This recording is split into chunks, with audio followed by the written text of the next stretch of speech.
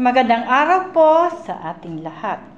Tayo po ay nasa ikatlong bahagi ng Catechism sa pagpapatuloy ng temang Magalak sa tinig ng Mesiyas. Ipinamalas ng Mesiyas ang kanyang karapatan. Ito ang tinig mula sa Aklat ng Pahayag, Kabanata 12 at Talata 10. Sino ba ang Mesiyas para sa atin? Si Jesucristo ang Mesiyas.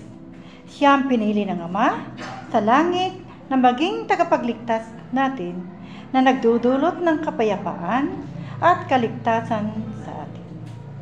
Kinampanan ni Jesus ang kanyang tungkulin bilang propeta, hari at pari, katunayan sa kanyang pagiging Mesiyas. Siya ay isang propeta dahil tinupad niya at ipinangaral ang salita ng Diyos dahil sinabi ni Juan sa kanyang mga alagad, "Kung ibig ni namang sumunod sa akin, limutin niya ang ukol sa kanyang sarili. Pasanin ang kanyang krus at sumunod sa akin." Siya, bilang isang pari, ay laging nananalangin at tinuruan niya ang kanyang mga alagad kung paano manalangin.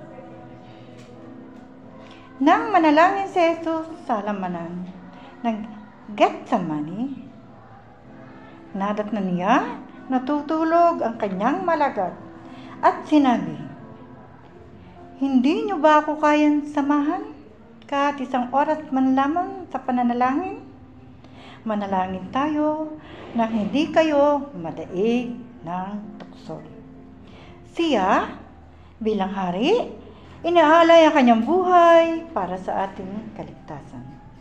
Ang paghihirap, kamatayan, at ang kanyang muling pagkabuhay ay nagkaroon ng tugatog ng tagumpay ang ating kaligtasan. Paano natin may sasagawa o may sasabuhay ang pagiging propeta ni Jesus? Kaya sikapin nating makinig ng mabuting balita na siyang nagbibigay liwanag sa ating buhay pananampalataya. Bilang pari, isang kagalakan na lagi tayong mananalangin at sama-samang magsisimba upang mapalapit sa Diyos. Maisapuso at maisabuhay ang salita ng Diyos. Ang pagpapakita natin ng pagmamahal sa Diyos at sa ating kapwa na hindi naghihintay ng anumang kapalit, isinasabuhay natin ang pagiging haring lingkod ni Jesus. Sinasabi sa mabuting balita ni San Mateo, "Ibigin mo ang Panginoon mong Diyos ng buong puso, ng buong kaluluwa, ng buong mong lakas, at ng buong pag-iisip, at ibigin mo ang iyong kapwa gaya ng iyong sarili."